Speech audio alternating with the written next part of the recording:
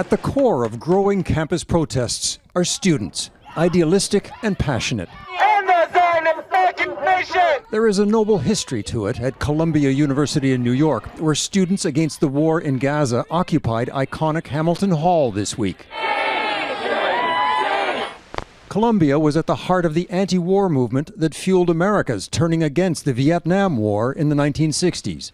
Mark Rudd was there. And we're going back now! What they're doing is they're trying to wake up the rest of us. Rudd sees parallels today as students watch the bombing and devastation in Gaza. I think they consider it to be a moral atrocity, and they're sick at heart.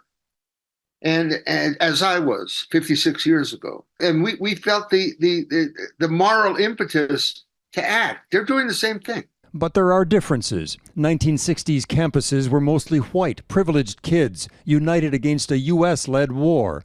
Today, campuses are much more diverse, giving rise to divergent views, including support for Palestinians in Gaza. Students have chosen to join the call that stands in a steadfast solidarity with the people of Gaza. Young people are often very committed to issues of global justice as they see them. Campuses have always been a place where social movements found a voice, found the ability to organize. From the river to the sea! But when protesters chant "from the river to the sea," that sounds to many Jewish people like promoting the annihilation of Israel. Chanting for the erasure of the Jewish state and the death of my family.